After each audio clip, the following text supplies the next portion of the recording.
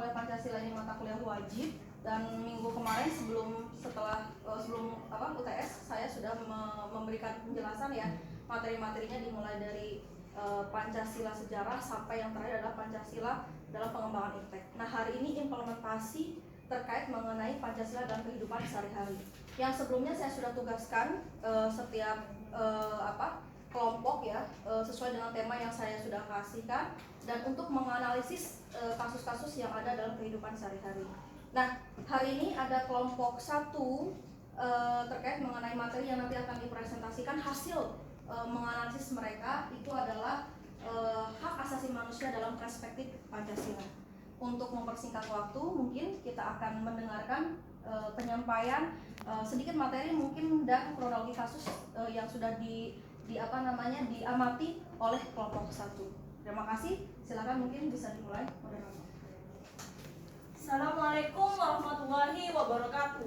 Waalaikumsalam warahmatullahi wabarakatuh. Selamat siang semuanya. Siang. Kami dari kelompok 1 akan mempresentasikan hasil tugas kami untuk mata kuliah Pancasila yang berjudul HAM dalam Perspektif Pancasila.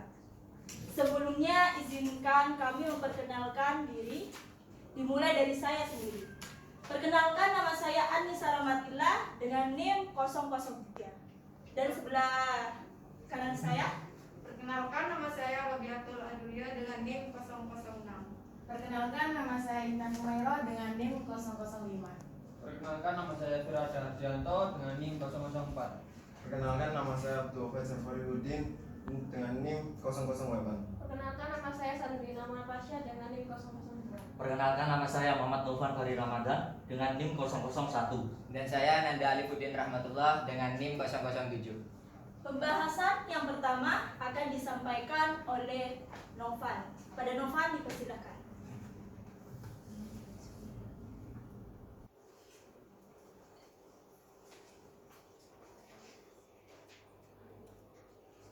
Hak asasi manusia atau HAM. HAM adalah hak-hak yang dimiliki oleh setiap manusia. Umat manusia memiliki hak asasi manusia, bukan karena diberikan kepada masyarakat atau berdasarkan dengan hukum positif. Dalam arti ini, maka setiap manusia akan telah terlahir dengan warna kulit, jenis kelamin, budaya, bahasa, dan kewarganegaraan yang berbeda-beda.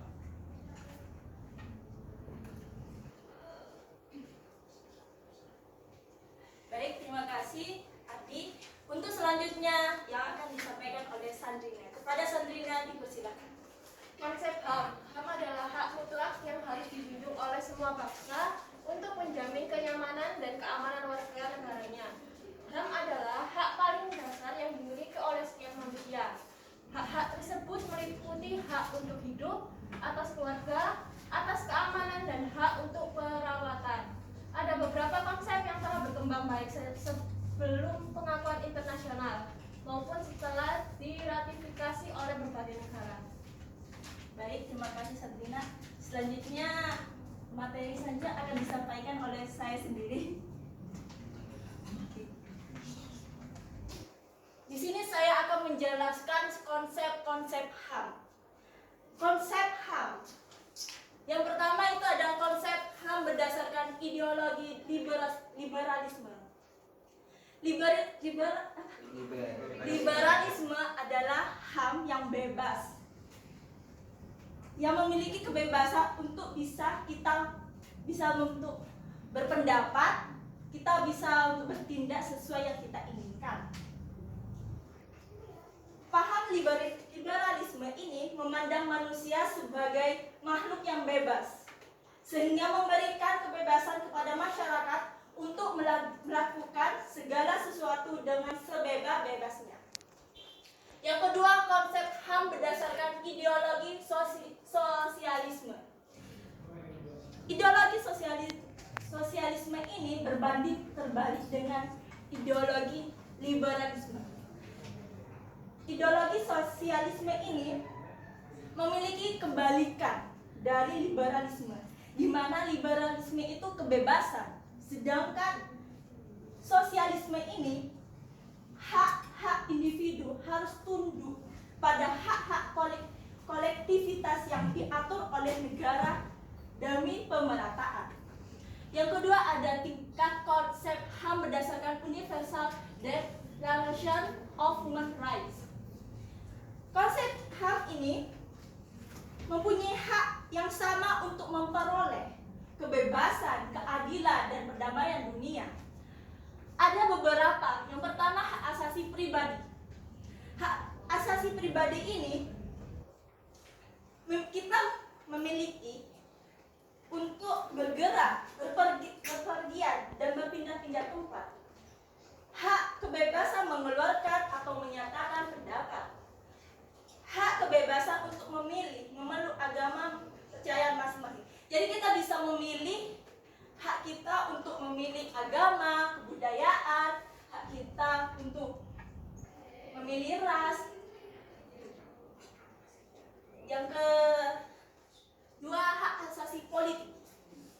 Hak asasi politik ini untuk memilih dan suatu pemilihan, hak ikut serta dalam kegiatan pemerintahan, hak untuk membuat dan mengajukan suatu usulan petisi. Jadi ini bisa kita lakukan di pemilu 2024. Kita bisa memilih presiden dan wakil presiden. Yang ketiga, hak asasi hukum. Hak mendapatkan perlakuan yang sama dalam hukum dan pemerintahan. Hak untuk menjadi pegawai negeri sipil PNS. Hak kebebasan, hak mendapatkan layanan dan perlindungan hukum. Jadi jika kita memiliki ada kasus KDRT gitu, kita bisa memiliki hak untuk melaporkan kepada pihak berwajib. Yang keempat, hak asasi ekonomi. Hak kebebasan untuk melakukan jual beli, hak kebebasan untuk menyelenggarakan sewa menyewa, hutang piutang, hak kebebasan untuk memiliki suatu, hak memiliki dan mendapatkan pekerjaan yang layak dan jaminan sosial. Jadi kita berhak memiliki rumah, kita berhak memiliki mobil. Itu. Hak yang hak asasi peradilan. Hak asasi peradilan, hak mendapatkan pembelaan hukum di pengadilan. Hak persamaan atas perlakuan penggeledahan, penangkapan, penahanan, dan menyelidiki di mata hukum. Jadi seperti kasus Kanjuruhan, di mana para korban harus mendapatkan keadilan. Yang terakhir, hak asasi sosial budaya. Hak menentukan, memilih, dan mendapatkan pendidikan. Hak mendapatkan pengajaran. Hak untuk mengembangkan budaya sesuai dengan minat dan bakat. Jadi kita berhak untuk bisa mengembangkan budaya kita. Yang keempat, konsep HAM berdasarkan UU nomor 39 tahun 1999, di mana hak untuk kita hidup, hak untuk berkeluarga, melanjutkan keturunan, hak untuk mengembangkan diri, hak untuk memperoleh keadilan, hak atas kebebasan pribadi, hak atas rasa aman, hak atas kesejahteraan, hak turut serta dalam pemerintahan, hak wanita, hak anak. Jadi sekian dari saya, terima kasih.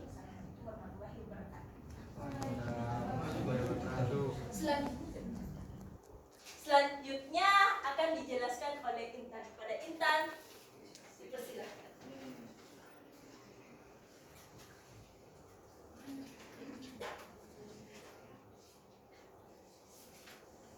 Klarifikasi HAM. HAM dapat diklarifikasi sebagai berikut. Yang pertama, derogative right, yaitu hak yang dapat ditangguhkan atau dibatasi atau dikurangi oleh negara dalam kondisi tertentu. Yang kedua yaitu non-derogative right, yaitu hak yang tidak dapat ditangguhkan atau dibatasi atau dikurangi oleh negara walaupun dalam keadaan darurat. Materi yang berikutnya akan dijelaskan oleh Ardi. Kepada Ardi dipersilakan. Kasus yang melanggar HAM. Salah satu kasus yang melanggar HAM yang terjadi di paling menggenaskan di sejarah sepak bola dunia yang terjadi di Stadion Kanjuruhan Malang di Indonesia pada tahun 2002. Karena pada tahun 2022 karena telah dianggap sebagai masalah yang serius oleh dunia. Kasus ini disebabkan karena PSSI dan para pemangku kepentingan Liga Sepak Bola Indonesia tidak profesional dan mengabaikan aturan resmi dari FIFA tentang larangan penggunaan gas air mata yang menyebabkan meninggalnya 132 korban jiwa.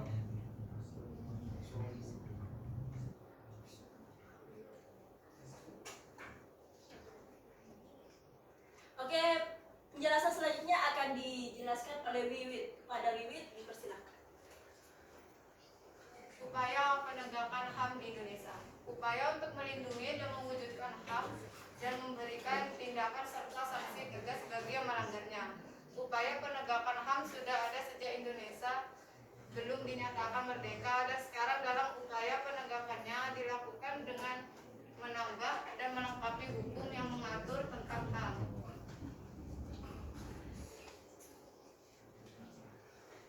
Materi yang selanjutnya akan disampaikan oleh Nanda. Kepada Nanda dipersilakan. Adapun lembaga-lembaga penegak HAM di Indonesia. Ya, contohnya di sini. Lembaga-lembaga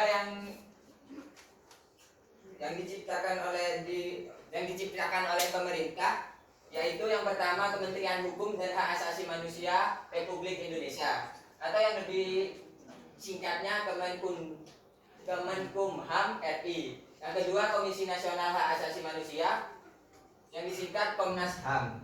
Yang ketiga Lembaga Peradilan. Yang keempat Komisi Kebenaran dan Rekonsiliasi Nasional.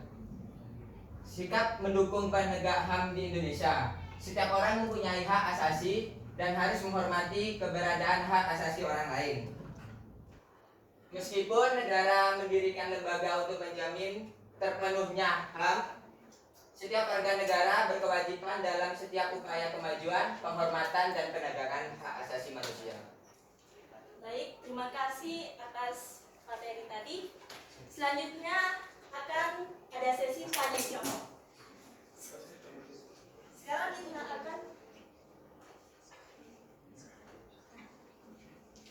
Sekarang kita akan melaksanakan sesi tanya jawab. Bagi teman-teman yang ingin bertanya, silakan acungkan tangan, lalu berikan pertanyaan. Lalu kelompok kami akan memilih. Kami mohon pertanyaan yang disampaikan harus sesuai dengan tema dan pembahasan tadi. Baiklah, silakan acungkan tangan bagi yang ingin bertanya. Baik, pada kakak siapa?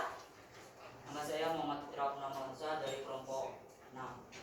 Pertanyaannya, apa yang akan terjadi apabila dalam menangani kasus pelanggaran HAM tidak berdasarkan pada Pancasila?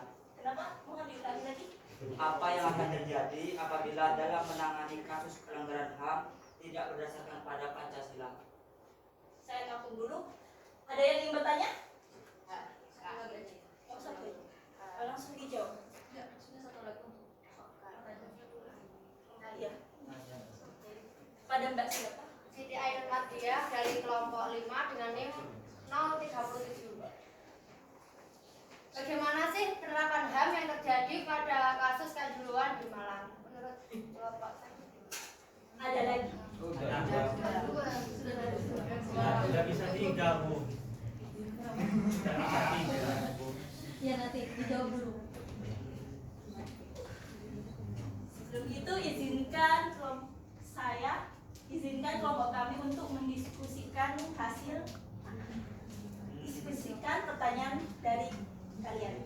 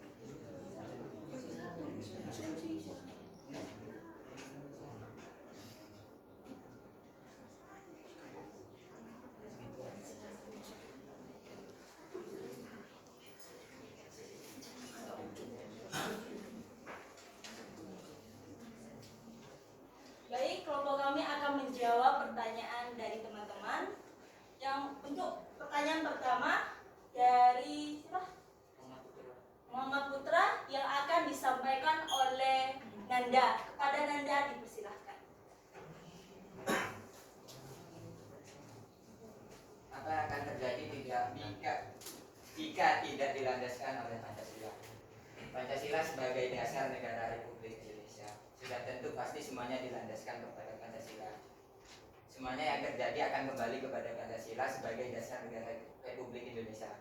Kalau tidak sampai didasarkan oleh Pancasila, maka nggak akan ada undang-undang yang mengatur tindakan pidana tersebut. Gitu. Kurang jelas? Baik, terima kasih kepada Muhammad Putra. Apakah Anda puas?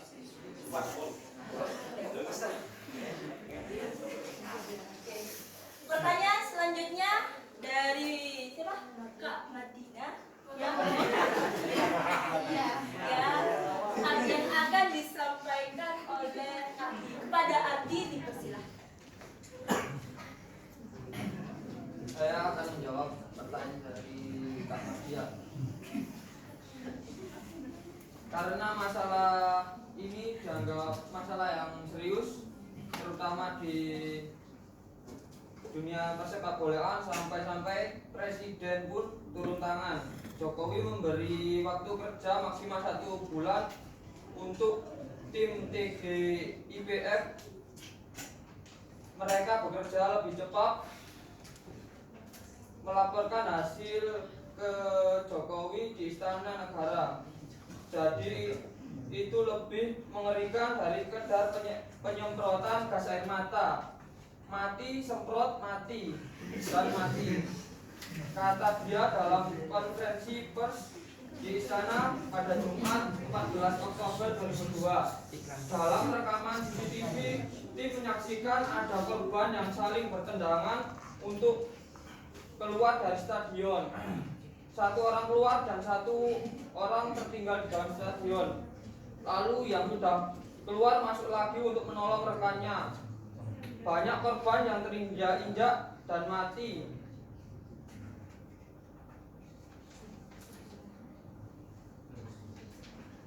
Dan oleh sebab itu, secara langsung FIFA turun tangan untuk memberhentikan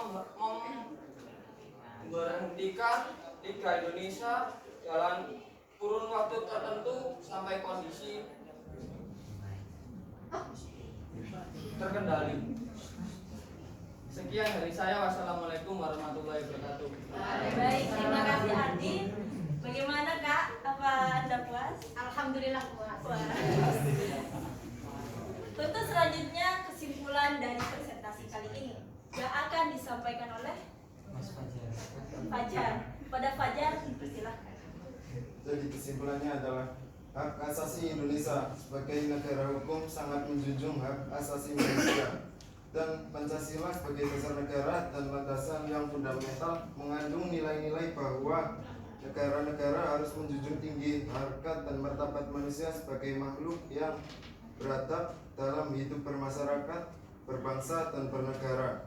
Pancasila sebagai dasar hukum negara Kesatuan Republik Indonesia mengandung isi yang bermoral dan mengangkat martabat rakyat Indonesia dengan tidak melihat ras, suku, dan agama, dengan memandang secara rata dan mengedepankan hak asasi manusia dalam ketuhanan yang Maha Esa, kemanusiaan yang adil dan beradab, kesatuan Indonesia, kerakyatan yang dipimpin oleh hikmat dalam permusyawaratan perwakilan, dan keadilan sosial bagi seluruh rakyat Indonesia.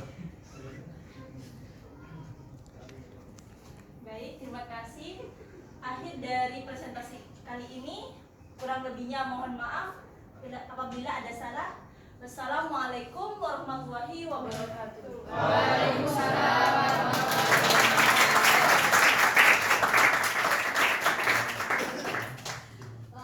Terima kasih untuk kelompok 1. Mungkin saya sedikit memberikan saran dan kritik ya terkait mengenai presentasinya. Materinya sebenarnya sudah cukup bagus, cuma memang ada materi yang mungkin ada yang kurang dimasukkan. Di sini kan materinya terkait mengenai hak asasi manusia perspektif Pancasila. Nah, di sini belum dikaitkan, dihubungkan antara HAM dengan Pancasila. Mana tadi sila pertamanya kaitkan dengan HAM-nya nggak ada, atau HAM dikaitkan dengan Pancasila ini belum ada. Sampai sila yang terakhir, sila kelima gitu.